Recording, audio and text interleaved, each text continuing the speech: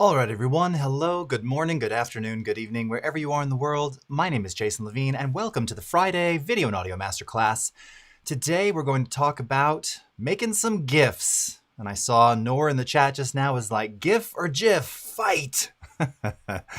We will use GIF here.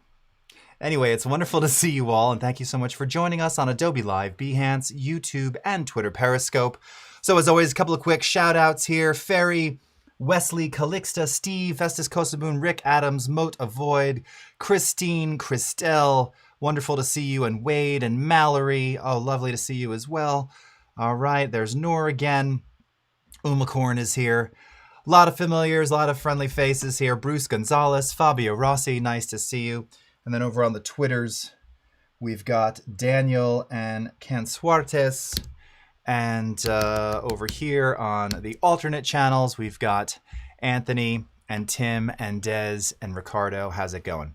Okay, so we're going to jump right in today. We're going to start by just really making a very simple, making a GIF without kind of changing anything, looking at what that does, what that produces, and then optimizing it. So like all things, there are definite tips and tricks involved when making small animated GIFs. And the whole point of this is you're trying to make something that's just easy to upload, easy to share, right? You can certainly make one that's 20, 30, 50 megabytes, but it kind of defeats the purpose. And something else to keep in mind, these don't have to be Ultra HD, super high quality. They don't have audio. Kind of low-res, gritty, pixelated is kind of the way they're supposed to be. Again, different ways to optimize it. I'm going to show you all that. So a couple little tweaky things that we're going to work on here. And then we'll also I'm also going to show you kind of what the same thing would look like outputted as a GIF from Photoshop. So Photoshop has always made it really super easy. And for a long time, the Photoshop GIFs tended to, in general, be a lot smaller than the Premiere generated ones. Now I'm finding it's the other way around. So they've done something to make it a little better, a little more optimized. Want to remind everybody, of course, that I will be following the live chat over here, b.net/Adobe Live. So if you're watching on Twitter Periscope or on the other YouTube channels, I'm not going to see your comments probably during the broadcast. So I'll come back to those at the end. But if you want to submit live questions, this is the chat that I'm reading live. I never can get this right. This is the chat that I'm reading live, so go ahead and follow that one. All right? All right, couple of last quick shouts here. Motion Master, Priyanka Bala, nice to see you. Okay. Ebukir Bailan, thank you so much. Great to see you. Okay, well, let's go ahead and switch over to Premiere, and let's get started, shall we? Perfect. Okay. And the subject of our animated GIFs today, Shark Puppet Imposter, and yours truly. I just can't get enough of that little puppet. So here we have, something that would absolutely qualifies as a funny little GIF. Now the audio is still on here. I'll turn it off, but this is just a really short little clip of the shark puppet from some of the videos you've seen. That toilet paper. Okay. So this is what I want to make a GIF of. A screaming shark puppet who then asks, is that toilet paper? Does it make any sense? Does it have any meaning? No, none at all.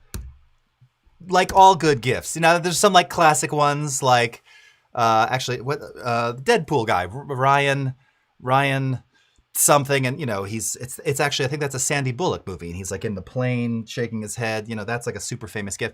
But think about that. You've seen it on Twitter. You've seen it on Facebook. It's super low res, super pixelated, right? Small, easy, shareable. Okay, so we're gonna take this. Oh wow, look at that stop frame. That's what you call real motion blur, kids. We're going to make sure that I've got my timeline selected here. Go up to the File menu, Export Media, and go into the Media Encoder. All right, Ryan Reynolds. Thank you, Carolyn. Gosh, some days, right? It's like the brain. I always think of my 10th grade AP history professor who said, are you thinking? You must be. I can smell the wood burning. I can smell it, but it just wasn't coming out. Wait, just as long as we get the audio of the scream. His screams are so good. Now, again, he's the imposter. He is mimicking, but darn it if he can't turn that scream on immediately right away. Okay, so let me start first just by, if you did this for the first time, what's going to happen is, like with many formats, when you choose animated GIF as your export format in Premiere, the default preset is to match source. So what this does is it takes all of the source attributes and effectively creates a version in GIF, which sounds great. A couple things to keep in mind here, though, of course, is that, first of all, this footage was shot, it's Ultra HD. So, I mean, I'm sure you can find Ultra HD GIFs online somewhere. It's a classic, just because you can doesn't mean you should, right? There's no reason to make a 4K GIF. There just isn't. In fact, dare I say, the crappier the quality, the better the GIF. Like, there's something just uniquely awesome about it looking kind of gritty. Think about all these NFTs that are selling and the, rainbow pooping kitten or whatever. I mean, nothing particularly special about that, right? So that has nothing to do with GIFs, but that was a GIF at some point, right? Just like the animation of it pooping rainbows. Anyway, my point is, let's go ahead and export this as it is. And you'll also notice there's a quality slider. There's not a lot of stuff you can do. So you can adjust quality. You can adjust the frame size, obviously, the raster size. Frame rate, field order, and aspect, you're not going to want to change those. You're not going to want to render at maximum anything. You're not going to use any of these. You're just going to hit export. So let's go ahead and do that. I will stick it on the desktop, and I just want to make sure that we'll call this original match size. Okay. Click Save.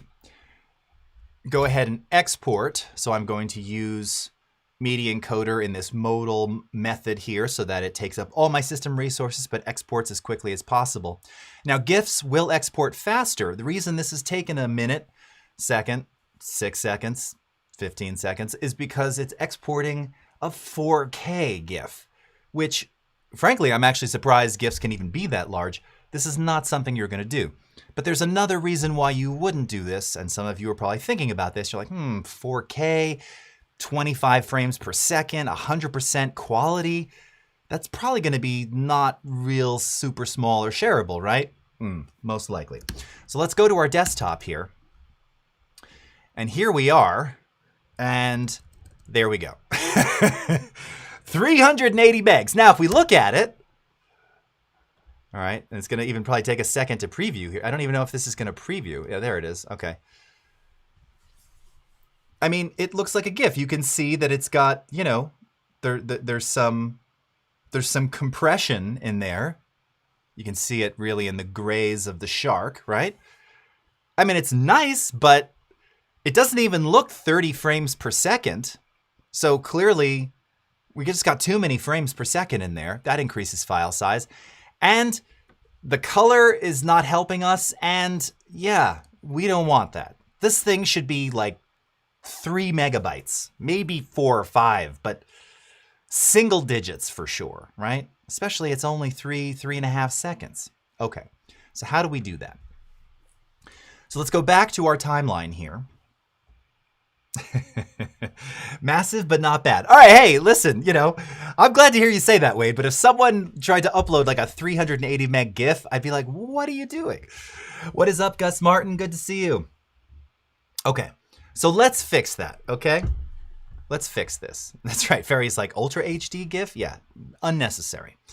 So now we're gonna take the same thing, file, export, media. Now, like the good teacher that I am, I spend a lot of time just going through variations of options just to see the balance between, quality, visual quality, frame rate, frame size, file size, shareability, right?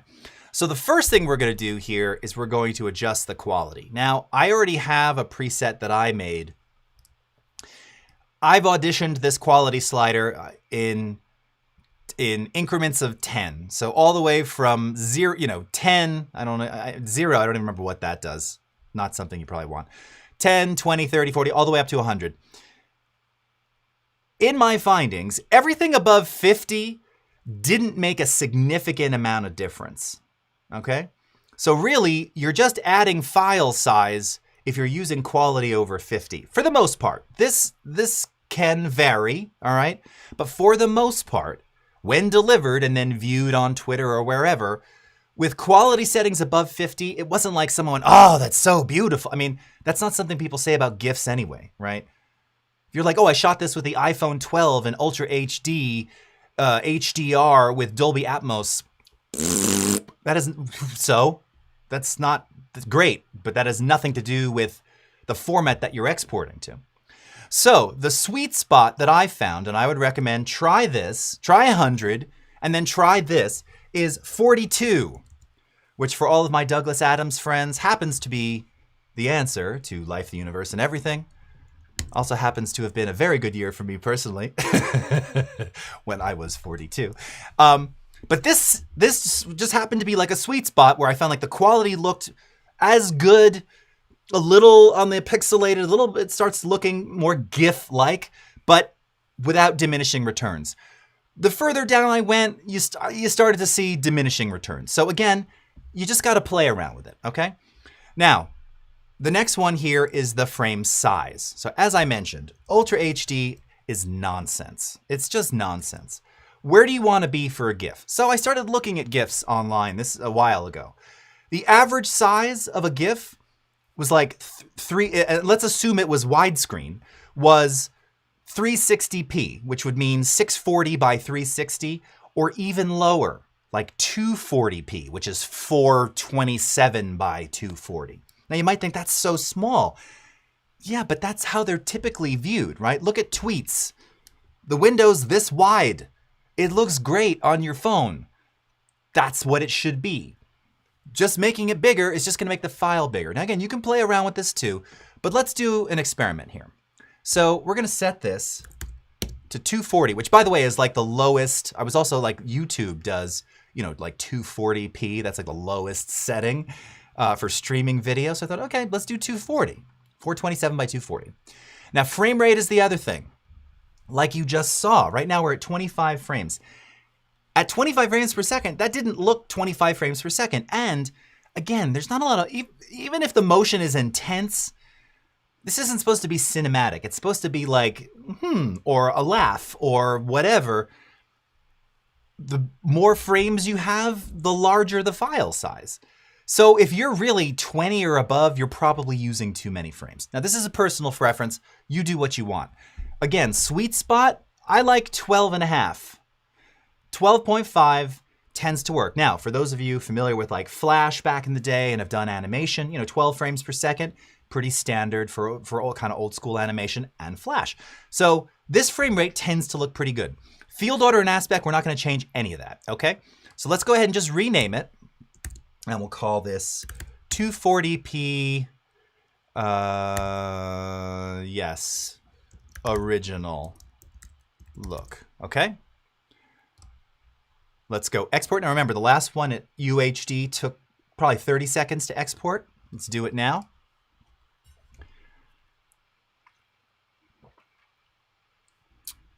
Done before I could even finish drinking my water, okay? Super fast. So now if we take a look, let's go to our desktop.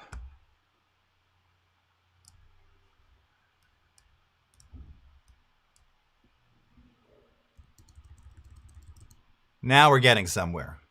So we brought it down from 380 to 2.8. Now, if we preview this, you're like, does it look like garbage? It looks like a GIF. And in fact, the lower frame rate, I think, actually gives us more aggressive, cartoony-like motion. Hence 12.5, 12 FPS. What? Yeah, that's what it should be. Now, one could argue, let's go to the Ultra HD version that's 375 megabytes larger. Notice the motion? The motion doesn't look right. Like the frame conversion, it just doesn't look right. It's actually slower. It doesn't do it for me. The color, okay, there's a little more definition in the color. But that was at 100% quality. Remember, this is 42. Let's even just make it bigger on screen here, right? Of course, I have the subtitles in there, so they're getting a little more pixelated. But again, as a GIF, if I'm scrolling through a feed in Facebook or Twitter or Instagram, whatever, this looks right to me, and the size is right, okay? Amazeballs, Steve Festus Kosoboom. I couldn't have said it better myself. Now, 2.8 is pretty rocking, but we can get it even smaller. So here's one of the random tips that I've stumbled upon when making these things. Now, as you can imagine, when you're exporting to like a compressed file format like this, you're throwing data away. We're compromising color data, we're compromising pixel detail data, and potentially frame size.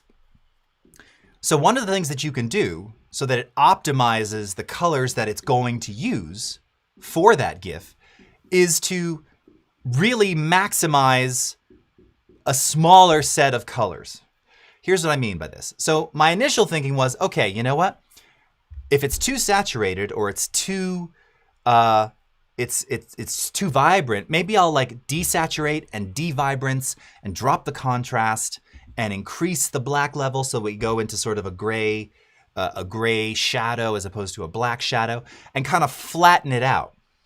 That, as you might imagine, produced the opposite effect, which was that the file size actually grew, because now you're introducing more levels, more gradients of color and of gray. More gradients, more levels of color, more ways it's going to have to figure out how to compress those pixels and deliver the look that you want. So you don't want to flatten it. You actually want to crush black levels so that they're almost full black, not gray. And you want to oversaturate color so that, again, there's not so much definition. Like even right here in the mouth of our little creature here, right? There's red, there's pink, there's maybe a little magenta. There's like a lot of degrees of red. We want to simplify this so that we can make this even smaller. So that's actually exactly what I did. Let me go to a still frame here that's a little better. Okay. So in Lumetri Color here, go ahead and turn it on. You might think, oh gosh, look at that. Yeah, I crushed the black levels, so we're already pegging at 0 down in our Lumetri scopes. I've brought down our highlights as well. Again, you can see I brought the black level down here, and I have pretty significantly oversaturated. I think I might have added some, okay, I didn't add vibrance on this one. So it's just adding the addition of saturation, black level, dropping the highlights, okay? So here's the before, here's the after. You're like, well, it looks super dark now. You know, still visible as a GIF. How is this gonna do when we export? Let's go ahead and do it. So using the exact same settings, right, we can verify here, 240p, 12.5 frames per second, quality 42, no audio. Let's go ahead and call this one 240 and oversat add contrast. All right. Save. Just trying to name it so we can see the difference. And let's click export. Take another sip. Okay. Back to our desktop. What? Look at that right there. So we went from 2.8 now down to 2.5. So let's take a look. Let's compare the two. And I'll make it a little bigger. All right. So here's the 2.8. Again, already, whoops, this way. It's already legit. Looks good. Here's the other one. Oh, it's going to make me resize it. Oh, dopey. That's dumb. It's obviously, it's more saturated, it's more contrasty, and it's a smaller file size. All right, before, after, before, after. Now, like I said, it's a personal choice. Do I like it with the slightly flatter, balanced color? Yeah, I do. But if it's like, I got to get this under, 2 megs or whatever it is, now you know a way to do that. And this is really consistent. I've done this a bunch of times on a couple of different options here and always turned out the same thing. All right, let me see if I can find another one where I did kind of the same stuff. Okay, so here's here's another. All right. So this is the original one. The color is, again, it's already sort of dark. And if I look over at my scopes, you can see I'm not like hitting the bottom. I'm not hitting 0 here. So theoretically, there is still shadow detail. We haven't completely crushed the black level entirely. And as filmed in camera, I clearly was peaking in the highlights because I'm shooting against the window right here. But they were brought down in camera, so there's a bit of peaking there. But again, we're not in the 100 range or above.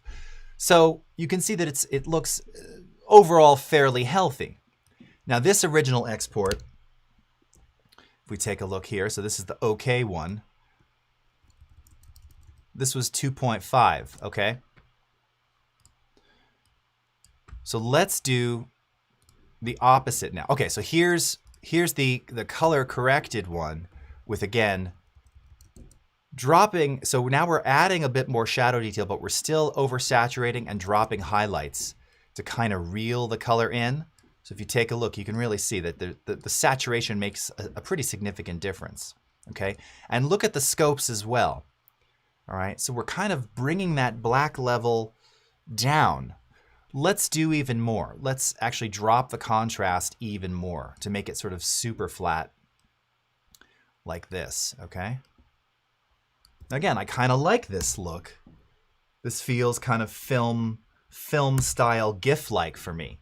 But what we're doing by having that, and we could take it even a step further by adding faded film. What we're doing by raising the floor there, the shadow levels, is that we're just creating more gradient levels of color that it's going to have to fill in. So let's see what this does. So again, if we take a look, the original was 2.5. Let's export this now, and we'll see. Oh, and I want to make sure it's not, I don't have the saturation turned up there. Okay, yeah. Okay. Let's do this. Okay. And this is desat, decontrast. Okay. Film. Save. Export. We are done. Okay. Back we go. Okay, now look, in this particular case, it looks like it didn't change it all that much. It is a little smaller. If you look at the actual byte size, again, YMMYV, your mileage? No, YMMV, your mileage may vary. Here's the original, 2492526. Here's the new one, 2479986, still, 2.5 megs for all. As I heard someone in a TV show yesterday say, for all intents and purposes. It is a little smaller. And again, that's okay because it probably should have gone up a little bit in size.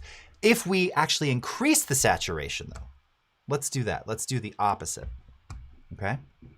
So we're gonna increase saturation. Let's bring that contrast back up. Let's get rid of our faded film. Let's go the other way. We're getting a little, to bring a little bit of that back. Okay, and let's try this now.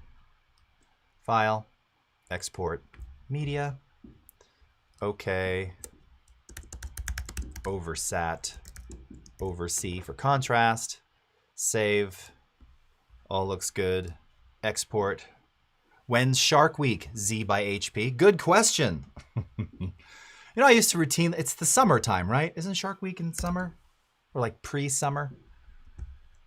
Look at that. It's funny. It's not changing all that much. Before when I did it, so you can see down here, I must have just done it a bit more extreme. The original was 2.5. Then I lowered the contrast and desaturated. It was 2.6. And then I added saturation, vibrance, and contrast, and it went down to 2.4. Now I'm guessing if I look at this, 2489.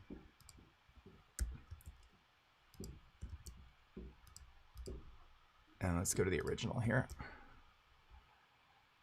Yeah, so it's the two changes on this particular shot didn't make as much significant difference, okay? But you can see it will make a difference as you change the color attributes. Now, another thing that you want to think of when you're doing this is Does it need to be widescreen in the first place? Oh, I'm having deja vu right there. Does it need to be widescreen in the first place? Probably not, right? Most of the GIFs that you see are often square, or maybe they're 5:4 or some other non-16:9 aspect ratio. So to do that, it's real simple. We're just going to, well, there's a couple ways you could do it. We could just completely change the attributes of the sequence, or we can use something that'll do it automatically for us, which is Auto Reframe. So let's go back to Premiere again. All right, and here's a clip of me. Now again, no audio here. It's just a shot of me looking up, excited, doubtful, excited, doubtful, excited, doubtful. Perfect game for a GIF, wouldn't you say? Okay. So same kind of thing here. Maybe I'll increase my vibrance a little bit. I haven't tried to export this one just yet, but this is in 16:9, and I don't want that. So I'm going to take the sequence, which is here in our project panel, called Reframe Me, and I'm going to choose Auto Reframe Sequence. Now this is a function that is available both in Premiere and Premiere Rush. The idea behind this, now this is a lockdown shot, so we could really just change the sequence settings. I'm just letting Sensei do it for me, so I don't have, it's just one less click that I have to do. But effectively, this will identify motion in your clip, like someone talking or moving while vlogging, and then always keep the action centered, or it'll always try and find that action and keep the action framed in the center, regardless of whether you're going to a vertical aspect ratio, a square aspect ratio, or a custom aspect ratio. So if I wanted to make this sort of, square, which has become so common today, there's a drop down here. So you can see you can choose what attributes you want it to be. Again, if you choose custom, this will allow you to dial in a very specific aspect ratio. We're just going to go standard square. Motion tracking is default here. There's no motion because the shot is locked down.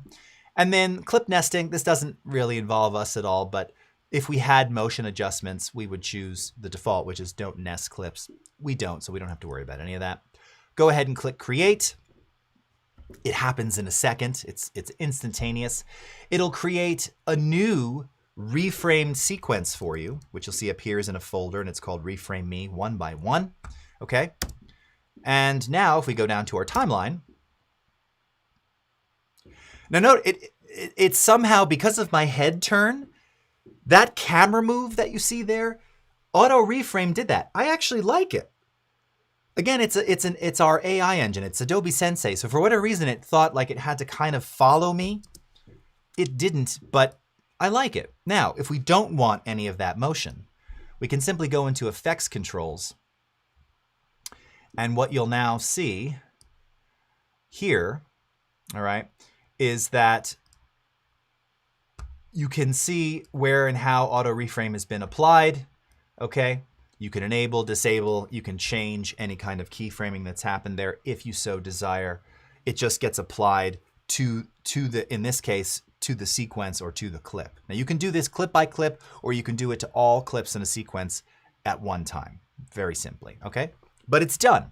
So now I can take this, file, export, media, and let's do the same thing. So let's do my preset here, but we'll just go from 360p down to 240p. From 10, we're going to go to 12.5, 42 quality. And that's fine. Just make sure that's going to the desktop, and it is.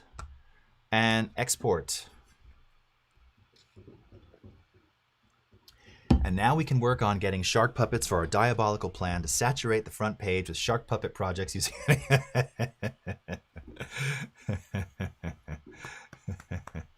I love that. Okay. Also, don't love that face. So let me skip ahead to that. Okay. So let's take a look. Go to our desktop here. Nope, not my mail. Come on! Oh, for heaven's sake! Bah! Okay. Desktop. Now look at this. We got this down to 1.3 megs, and here it is, okay? Real simple. Okay. Oh, now wait a second. Hold on. Held on. I just realized, because I'm looking at that going, wait a minute. Why is it pillar boxed? Ah, because I had the aspect ratio locked in that preset, which was 16:9. My bad. That's okay. It happened so quickly. Let's go back to here. Export. All this is good. See, this is my bad though. This is maintaining the wrong aspect ratio. So in this case, let's do 240 by 240 is kind of small. Let's do 360 by 360. We'll see what that gives us, just for comparison. All right. Everything else is the same here. All right, good to go. And there we are. Okay. 2.7 megs.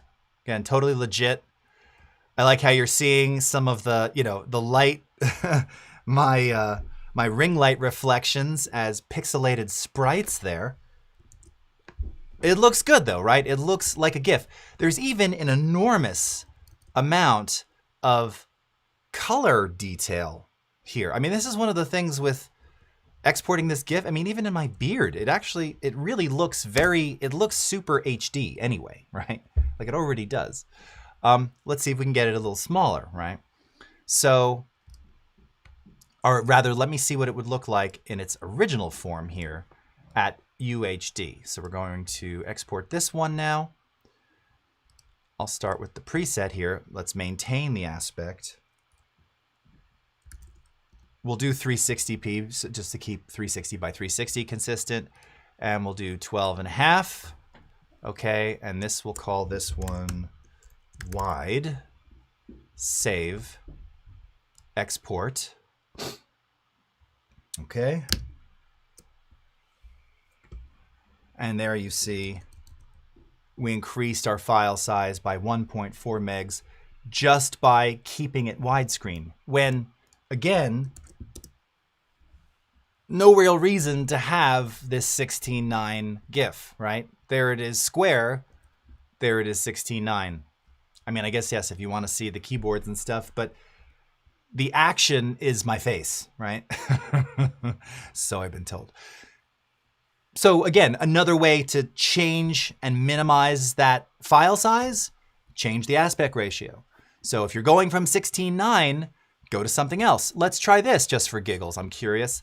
Let's do a vertical reframe. So I'm going to go back up to project panel here. Let's auto reframe. And let's do 9 by 16. Okay. Now, I don't know what this is going to do file size wise, but we'll just try it. Okay, and this one's keeping it super tight. So this is an example where, like, if we didn't like the framing of this, we also, remember, none of this is black box. It's all fully editable. So, we could adjust the reframe scale or disable the reframe and then adjust the scale ahead of time in a 9 by 16. You have different options here. Again, you can also adjust relative positions here. We make it pretty easy for you to make those changes. That kind of looks like the face on McCartney 2. Anybody knows McCartney 2 from 1980? Okay, let's just see what this one does. Okay, so same thing here. So we'll maintain for this one, let's see. Let's do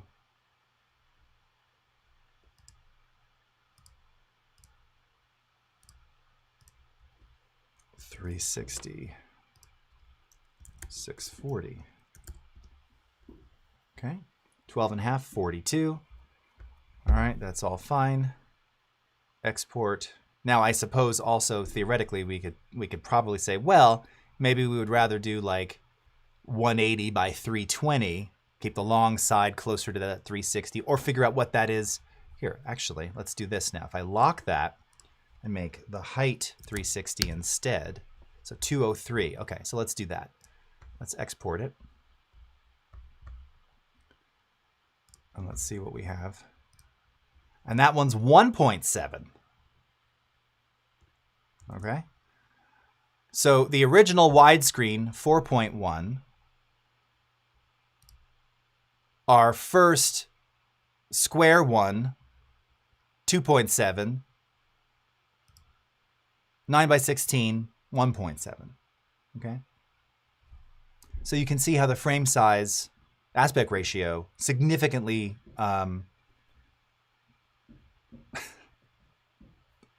has significant impact on the overall file size of the GIF that you're generating. Okay? All right, let's go to the chats. Can we pixelate somehow? Aaron Fisher, yes. So again, if you want more pixelation, that's going to be in your quality setting there. So let's try this same one. Let's go back to one of these guys. I'll do this one. Sobbing, weeping. Okay. And let's do an export of this. And let's go to like 24. Okay. And we're at 240p. That's good. Everything else is right. Okay. And we're going to call this less pixels. Actually, it's fewer pixels, but more pixelated. Okay. Export it.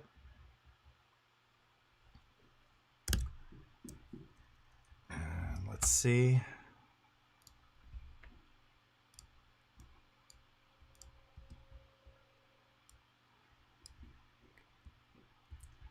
Okay.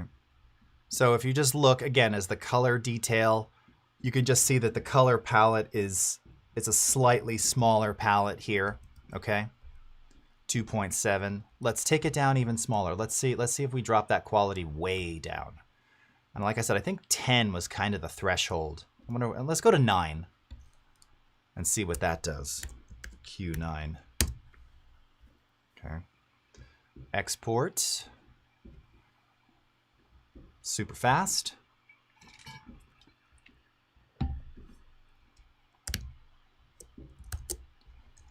Okay. Now file size didn't change all that much. Yeah, it's getting a little softer. It's actually not as significantly different. Now, where you'll really see major differences where you have control. I mean, again, this example, we're just getting lucky. When I needed to do a bunch of these and I went super low to try and make things small. But that's an interesting thing too. The quality here didn't really see. I'm curious what the impact was in actual bytes. Yeah, virtually it was nothing. No change. No change in the quality. Let's try the lowest. I wonder if something changed there. All right. Let's go all the way down. Let's do 1.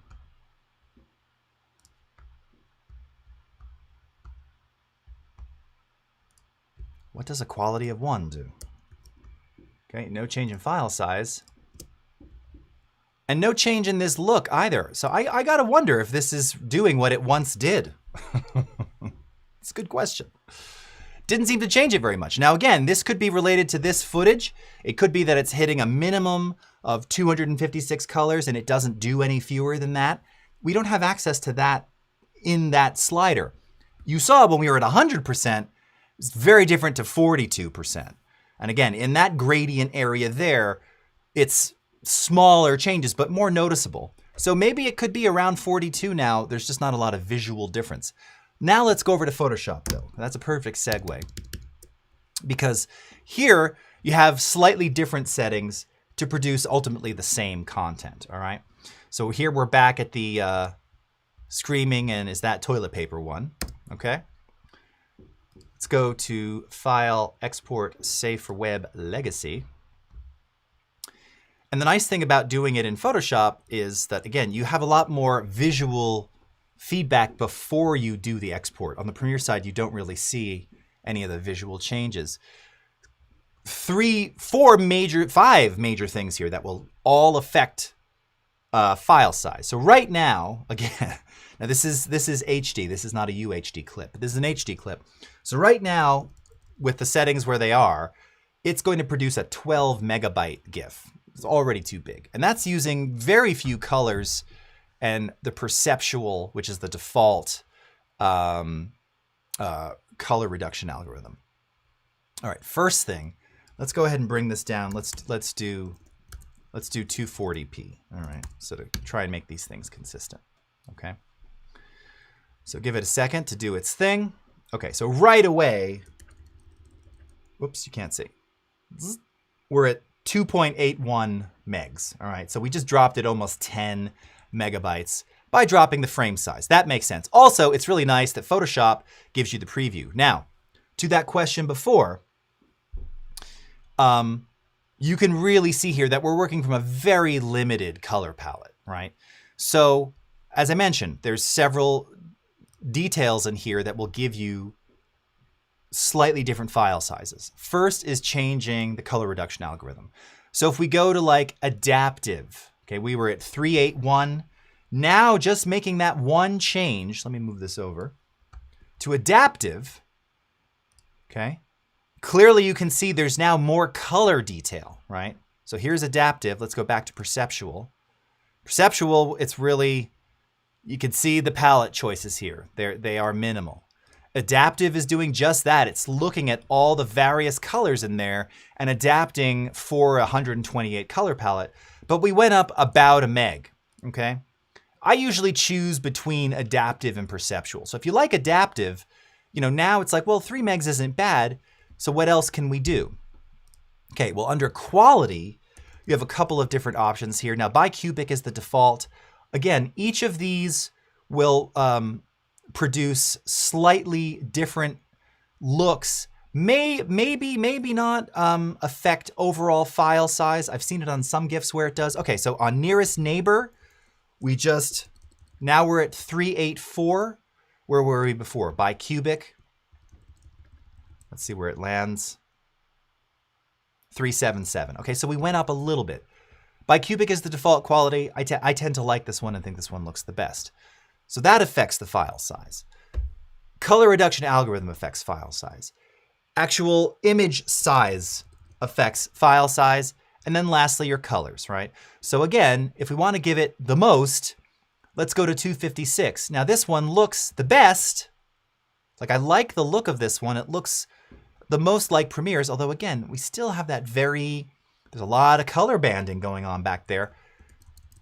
But the file size is 4783, okay? So it's a little bit bigger. So let's see how we do. Let's go ahead and save this one. Okay, Scream TP for PS, 256 color .gif. Okay, that one's done. And let's go back to this here. I'll put the audio on for a minute because someone was Bruce was just asking about that. Oh wait, no, it's the TP one, sorry. The toilet paper. The toilet paper. Okay, and I'm going to just adjust the black level. It was really crushed here. It's gonna adjust it up just a little bit, okay? Or maybe to be fair, just for total apples and oranges, no color adjustments, all right? But let's use the same frame size settings. So we'll go to Export Media.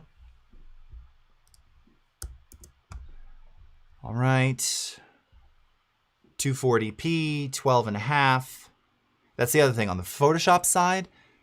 No adjustment to frame rate. It's doing what it's doing. You can't change that. Here, that's something you can change. We're gonna go with 12.5. Quality's the same, frame size the same, 240p, okay.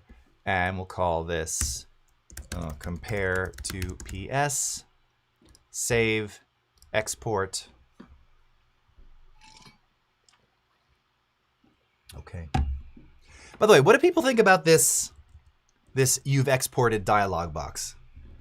I've left it on purpose because it's the new option that is on, it's enabled by default. I find it very annoying. I'm curious for those editing in Premiere what you think. I find it really, it's just very distracting. It's just not necessary, right?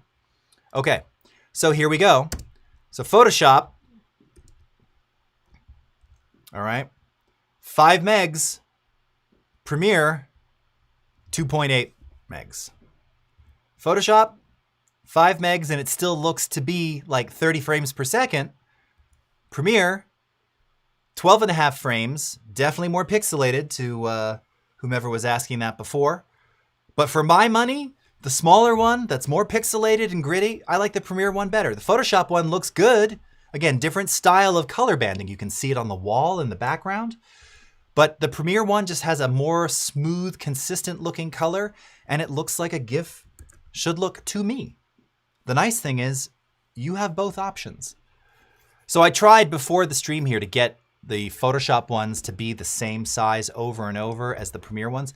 It was hard, and I could get them about the same size, but they would have been with that very limited color palette, and it just didn't look as good to me. So here's so let's do it. So here we'll go to the to 128. Okay, and back down to 240p, and keep it on bicubic, and that should bring us to 3.7. Okay, and again we can preview here, and if we go to the perceptual, which was the default, so this is 2.8. So this is approximately, is that what the Premiere one was just now, right? It was 2 something. Stop doing that. 2.8. Yeah, okay. So this is Photoshop and Premiere now at the same file size. All right. Same size as Pro. All right. So it's, all right, it's 0.2 megs larger. So here's Premiere's now. Love this. We can just kind of do them side by side. And here's Photoshop's. And the Photoshop one, while the frame rate looks, I mean, it's just, it's full 30 frames per second. But notice the, I almost said an olive. Notice the lemons and limes. On the Premiere one, it's very clear what those are. On the Photoshop one, it's much more artistic, right? There's just a lot more color banding because the color palette is minimized, right? And you're seeing it in the back of the chair. Again, they're both cool. It just depends what you want. But I love the look of the Premiere ones, and that would be my primary vehicle, primary choice if I were going to be creating GIFs. So my friends, that's it. It's that simple. Drag your content into the timeline, file, export media, choose animated GIF as your format, and then, as recommended, change your quality slider, like we showed you before. So now it appears below 42 isn't making a significant amount of difference, but above 42 is, and it's only increasing file size. So drop that down. Change your frame size. Again, remember, where is this being viewed? Is it being viewed primarily on phones or in a browser in a narrow column like Twitter's default? It doesn't need to be 16:9, and it doesn't need to be super large frame sizes, right? We saw that. So reframe to square, reframe to vertical if you so desire, but take it from, you know, UHD 3840 2160 and shrink that all the way down to 240p or 360p. Really, ultimately you want to get down to single digit megabytes. You know, and these are all 3 to 5 seconds. I mean, most GIFs aren't longer than that anyway. So, but that should be kind of a good thing in mind. If you're exporting a GIF that's 3 or 4 seconds and it's 12 megs, there's better ways you can optimize it a little better, right? Cool. Okay, checking back to the chats here. Clarissa, thank you. You're very welcome. Banding on the run, Reverb Mike, still providing us with those Friday humor. Do you have a podcast, dude? I feel like you should be doing a podcast. So is there a default frame rate in PS, or is it just based off of the clip input? Yeah, I mean, I can only guess, Wade, because I've not found a way to change it, that it's just taking whatever the default frame rate is. Now, again, if, like in this case, I exported an